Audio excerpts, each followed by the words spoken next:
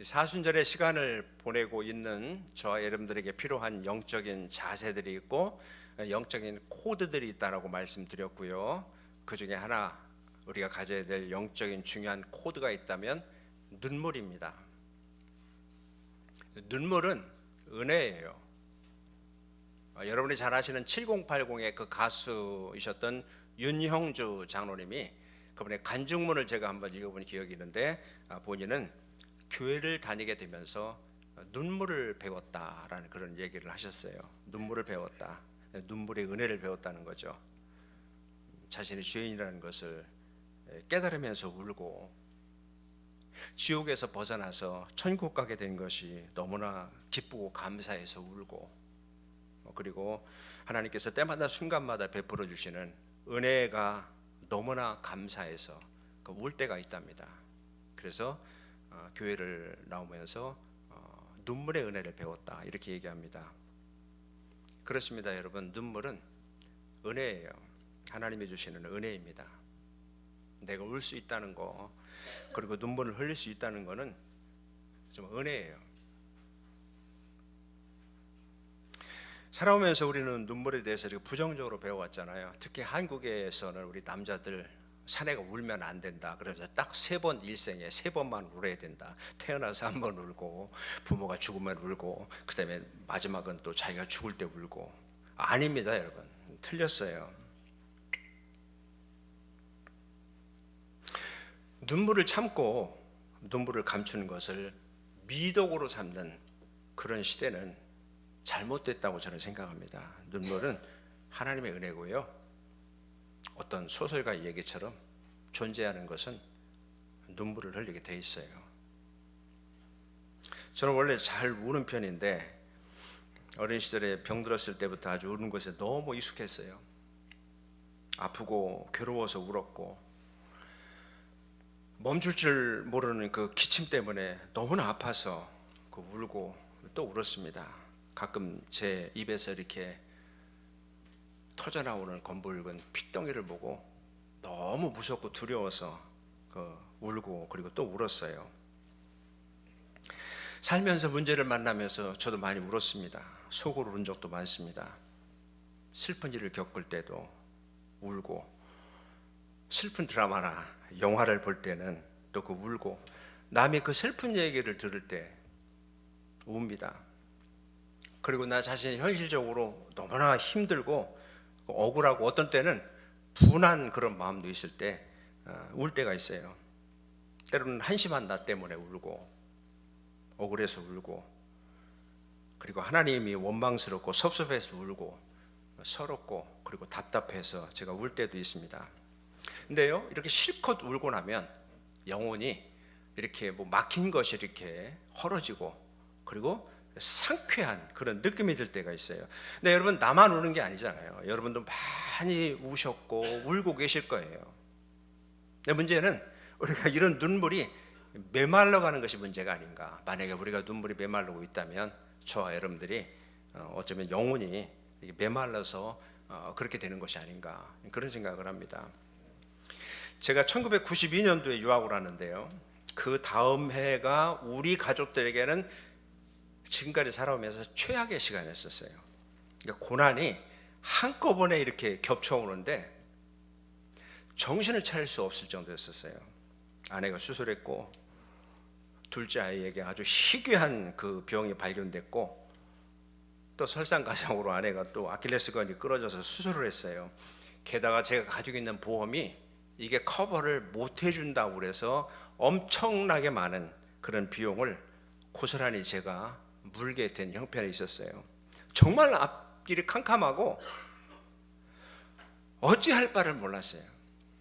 어느 토요일날 일찍 2 딸들 싣고, 그리고 차를 타고 후레이를 달려서 60번으로 갈아타고 15번으로 바꿔 타서 기도원에 갔습니다.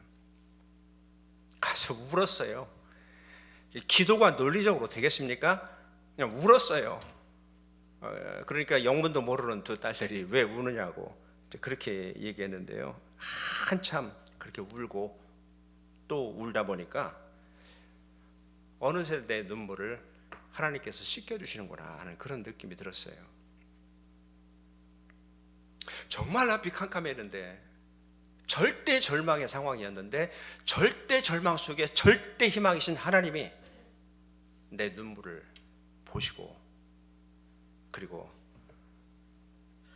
씻겨주시는구나 하는 것을 저는 느끼게 됐고, 정말 놀라울 정도로 그렇게 무서운 두려운 그런 상황들이 하나씩 하나씩 이제 해결이 되고 돕는 분들을 허락해 주셨고, 그런 그 은혜를 저는 지금도 기억합니다.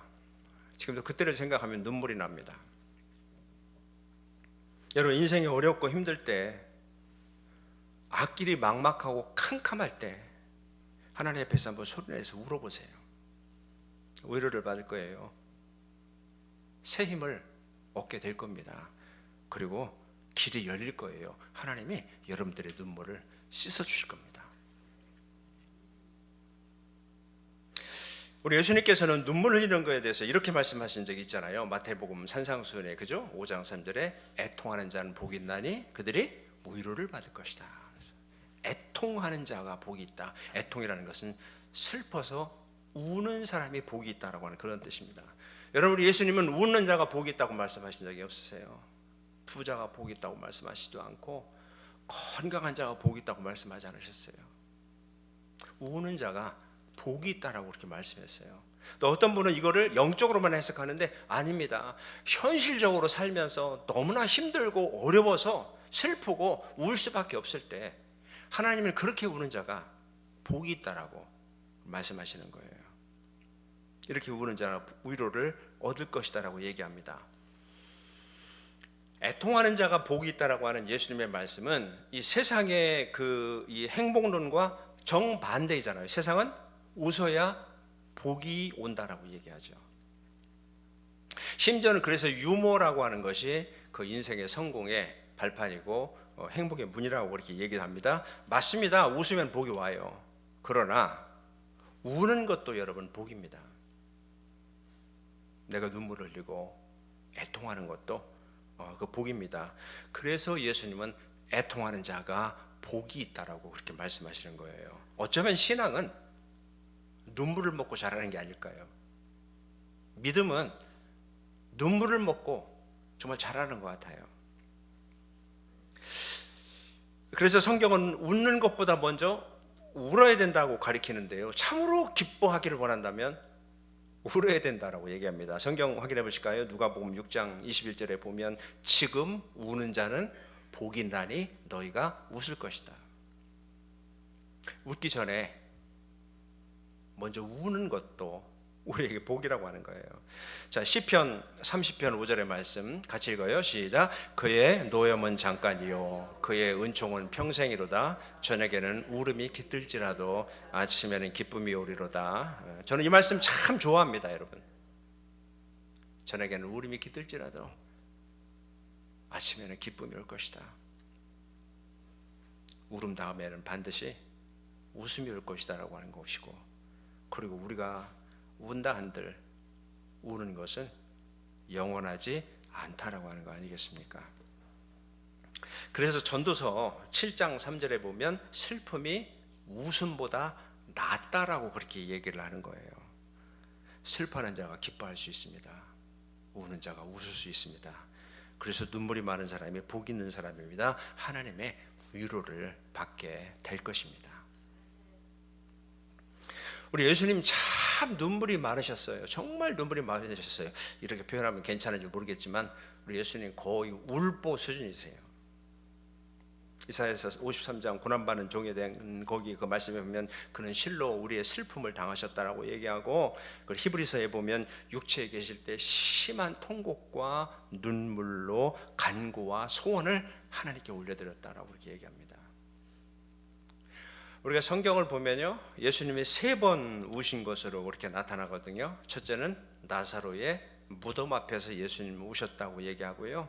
또 하나는 예루살렘 성을 바라보시면서 그렇게 우셨다라고 얘기하고, 또 하나는 겟세마네 동산에서 기도하시면서 우셨다라고 성경은 그렇게 얘기합니다. 자, 오늘 본문의 말씀 누가복음 19장 41절부터 42절 같이 읽습니다. 가까이 오사 성을 보시고 우시며 이르시되 너도 오늘 평화에 관한 일을 알았더라면 좋을 뻔하였거니와 지금 내 눈에 숨겨졌도다. 아멘. 예수님이 성을 보시고 우셨는데 그 성이 어디를 얘기하죠? 예루살렘 성을 얘기하는 거예요. 그러니까 예루살렘 성을 바라보시는 예수님은 너무나 안타깝고 너무나 슬픈 거예요. 그래서 그 성경의 다른 곳에 보면 예루살렘아 예루살렘아 선지자들을 죽이고 내게 파송된 자들을 돌로 치는 자여 암탉이 제 새끼를 날개 아래 모음같이 내가 너의 자녀를 모래한 일이 몇 번이냐 그러나 너희가 그렇게 하지 아니하였다. 예수님은 정말 예루살렘이 너무나 안타까우셨어요. 그것은 거꾸로 그렇게 사랑하셨다는 거예요. 저들이 정말 하나님 앞으로 돌아오기를 원했고 저들이 돌아와서 구원받기를 간절히 원하셨어요. 마치 암탉이 자기 새끼를 날개 안에 그 품기를 원하는 것처럼 그렇게 또 품기를 원했지만 그들은 끝까지 돌아오지 않았다고 얘기하는 거예요. 그래서 주님은 너무나 안타까워서 예루살렘을 보시면서 우신 거예요. 여러분, 예루살렘 성을 보시고 우시는 예수님의 모습에서 우리가 배울 수 있는 메시지가 있다면 뭘까요? 정말 사랑하면 우는 거예요. 정말 사랑하면 울게 돼요. 자기 자식을 그렇게 사랑하는데 이 자식놈이 끝까지 부모를 거역하면 부모는 울잖아요.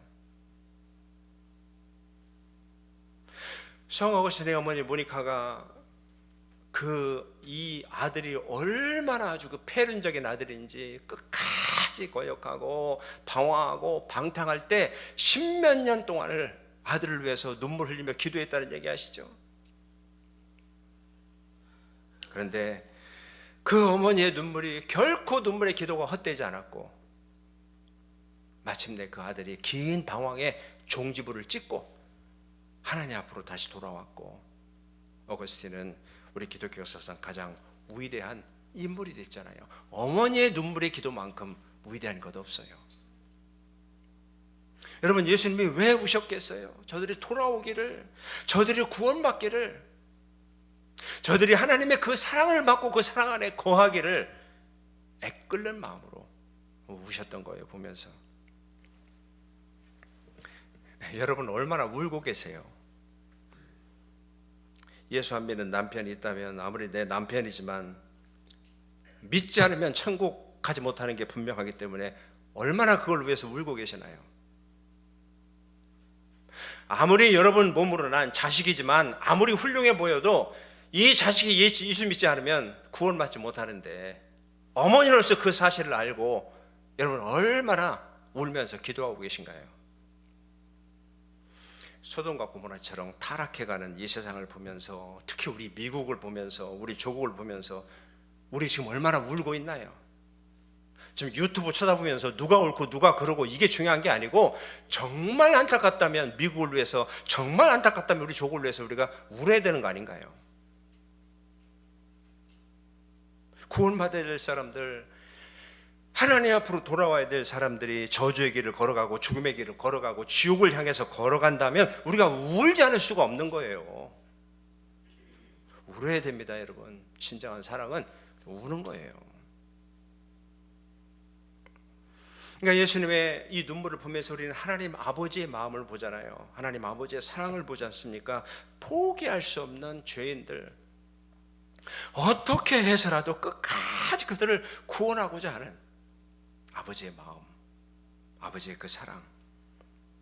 그래서 자기 아들 예수 그리스도를 십자가에 못 박게 하시고 그 고통 속에서 절규하고 죽어가는 아들의 그 모습을 바라보셨던 아버지의 마음속에서 우리는 하나님의 눈물을 볼 수 있지 않을까요? 암탉이 그 새끼를 날개 아래 모음같이 내가 내 자녀를 모래한 것이 몇 번이냐? 한두 번이 아니라는 거예요. 끊임없이 시도했는데 거절당해도 또 하고 또 하고. 그러니까 저와 여러분들을 향한 하나님의 사랑이 그렇다는 겁니다. 그러니까 하나님의 사랑은 일방적인 짝사랑 아닌가요? 그토록 사랑해도 우리는 거역하고 반응이 없고 그래도 포기하지 아니하시는 하나님 아버지의 사랑, 우리 예수님의 사랑, 그게 바로 오늘 우리들의 마음이어야 되지 않겠습니까?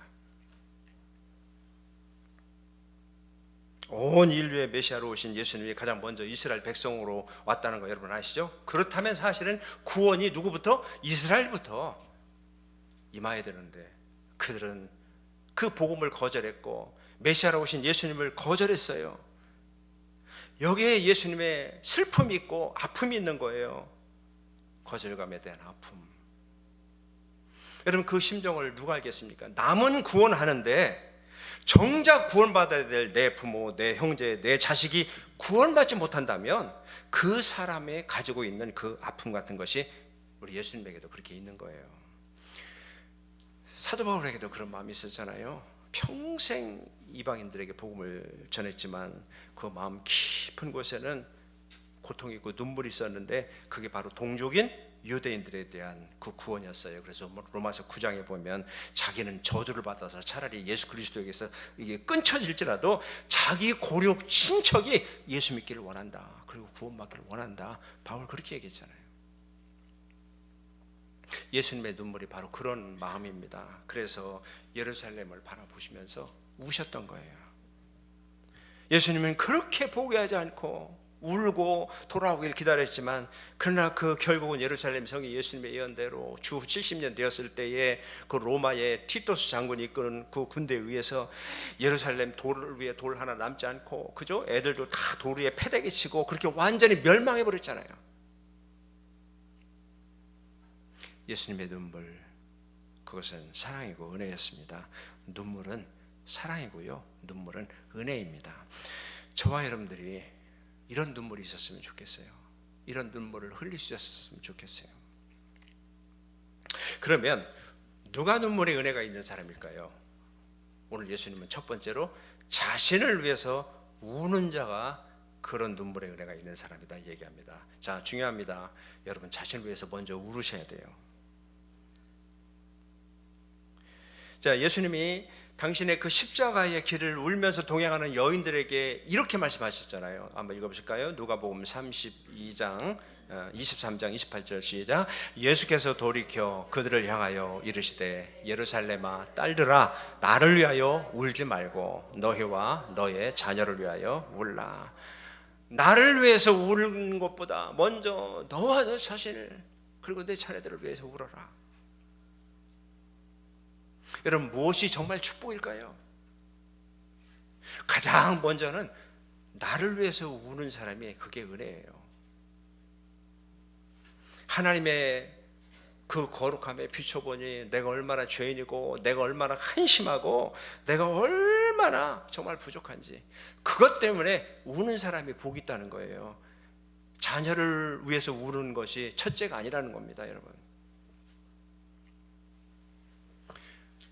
성경에 보면 다윗도 자기의 죄 때문에 얼마나 애통하며 울었습니까? 자기 속에 의도 없고 선도 없고 거짓과 탐욕과 죄악만 가득 차 있는 자기 자신을 보면서 애통하고 울었잖아요. 정말 옳은 것이라고 하는 것은 아무것도 없이 빈 깡통처럼 한심한 자신을 인식하면서 그가 슬피 울면서 유명한 그 시편 51편에 보면 그가 하나님이여 내 죄과를 아오니 내 죄가 항상 내 앞에 있나이다 하면서 자기를 바라보면서 자기의 죄 때문에 그는 울었어요. 정말 다윗은 눈물을 많이 흘린 사람이고 시편에 보면 그런 말씀이 있잖아요. 날마다 눈물로 내 침상을 띄우며 내 요를 적시나이다. 내가 눈물 흘릴 때 잠잠하지 말아 주십시오. 하나님 내 눈물을 주의 병에 담아 주십시오라고 그는 그렇게 기도했어요. 여러분들도 먼저 여러분 자신을 위해서 울 수 있는 분들이 되길 바랍니다. 그게 복 있는 사람입니다. 진정 나를 위해서 울 수 있는 사람이 내 한심함과 내 죄악과 내 그 부족한 것을 위해서 울 수 있는 사람이 남을 위해서 울 수 있는 사람이에요. 국가를 위해서 울 수 있는 사람입니다. 시대를 위해서 울 수 있는 사람이에요. 근데 우리 안에는 너무나 뻔뻔스러움이 있는 것 같아요. 자신의 죄와 허물에 대해서는 전혀 관심도 없고 아파하지도 않고 울지도 않으면서 남의 허물은 들추고 비판하고 판단하는 잔인한 모습이 있는데 그게 바리새인들의 모습이 아닐까요? 피도 눈물도 없는 사탄의 모습이 아닐까요?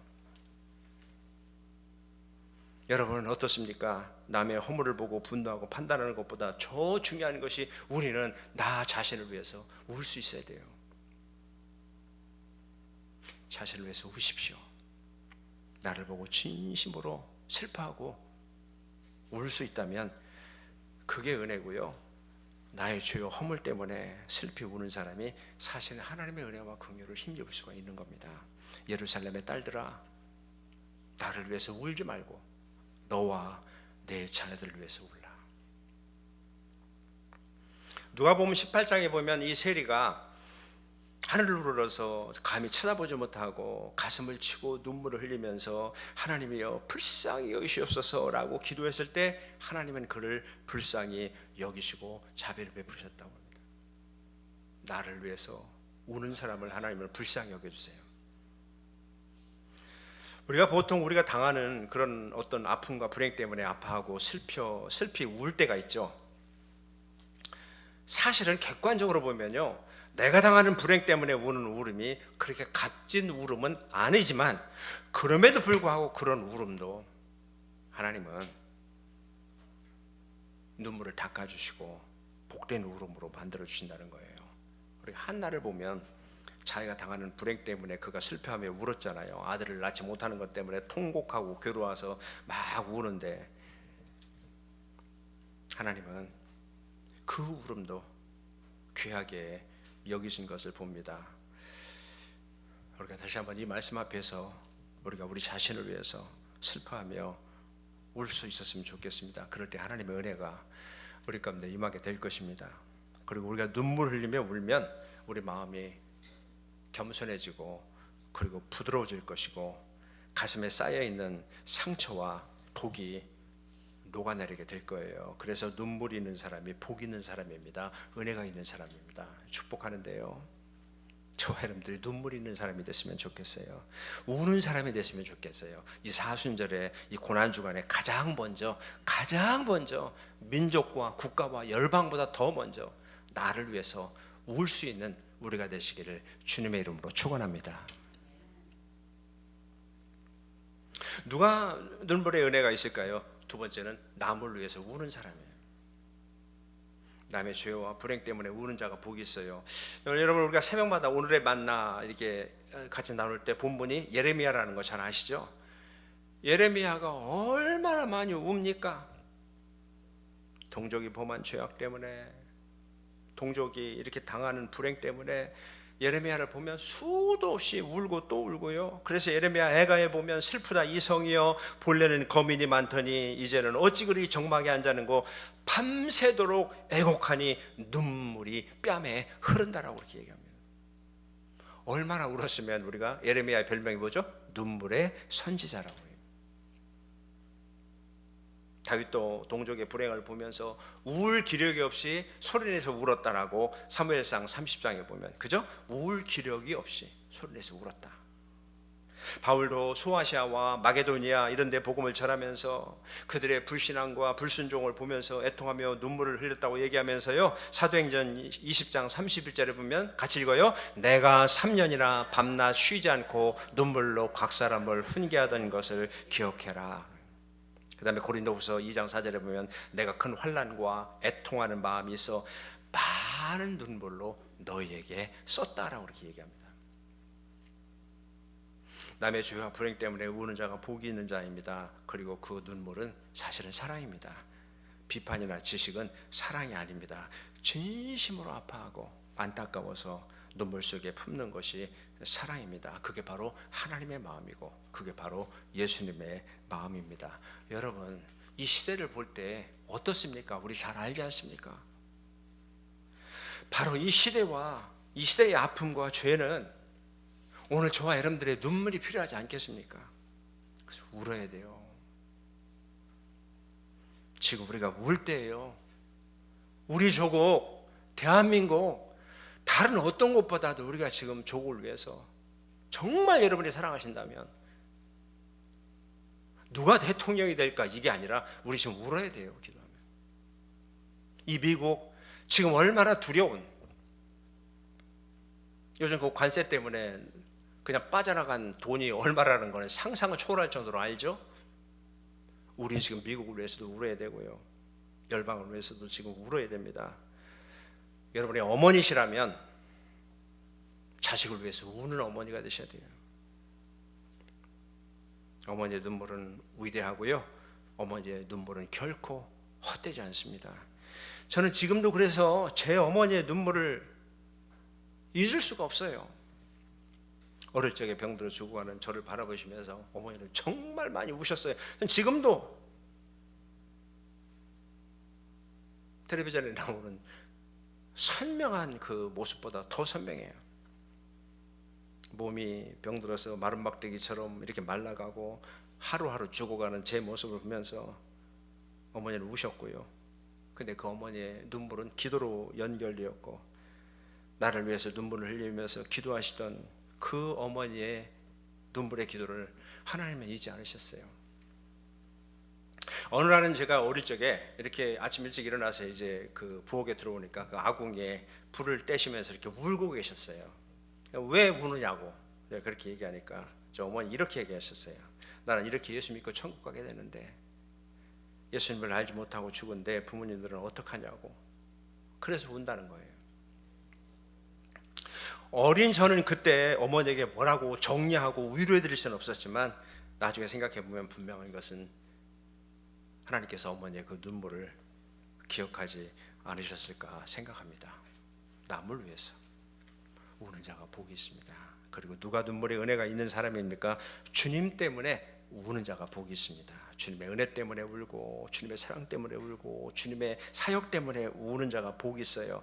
누가복음 7장에 보면 죄인된 한 여인이 예수님을 너무너무 사랑해서 이렇게 향유를 갖다 부으면서 눈물로 발을 닦았다라고 하는, 여러분이 그 여인이 그 막달라 마리아라는 거 잘 아시잖아요. 한때 7 귀신 들렸고 창녀였던. 그러니까 예수님을 생각하면 너무나 그 사랑에 감사해서 눈물을 흘리면서 그 향유를 아낌없이 붓잖아요. 그래서 예수님이 저의 사랑함이 많다라고 그 여인을 칭찬하셨잖아요. 바울도 주님의 일 때문에 많은 아픔과 고난을 당하면서 많은 눈물을 흘렸어요. 주님 때문에 흘린 눈물은 값진 눈물입니다. 여러분, 하나님이 반드시 보상이 있고 상급이 있을 거예요. 그래서 눈물은 은혜고요, 눈물은, 여러분, 우는 것은 복입니다. 애통한 그 눈물 속에 하나님의 소망과 하나님의 능력이 임하기 때문에 복이 있는 거예요. 그리고 눈물은 우리의 아픔을 씻어내 줍니다. 그래서 눈물에 인색하지 마십시오. 그리고 눈물 흘리는 걸 부끄러워하지 마십시오. 눈물이 메말라 가는 것을 오히려 두려워하십시오.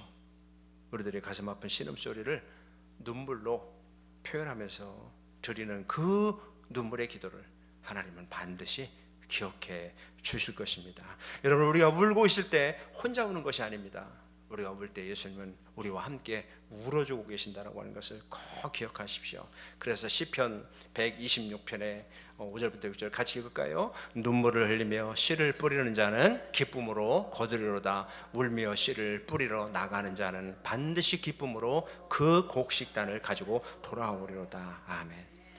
아멘. 사랑하는 여러분, 우리가 하나님 앞에 드릴 가장 값진 것이 있다면 변하기 쉬운 우리의 웃음도 아니고 수없이 변화무쌍한 우리의 마음이 아니라 지상에서 오직 하나 썩지 아니할 우리의 눈물이 아닐까요? 이 사순절에 저와 여러분들에게 이런 눈물의 은혜가 있었으면 좋겠습니다. 나를 위해서 울고, 내 가정을 위해서 울고, 이 나라 이 민족과 우리 조국을 위해서 울고, 그리고 십자가에서 나 대신 고난받으신 예수님을 위해서 우리가 울었으면 좋겠습니다. 그런 우리에게 내가 내 눈물을 보았노라 하는 하나님의 음성과 함께 위로가 우리에게 가득 임하는 저와 여러분이 되시기를 주님의 이름으로 축복합니다.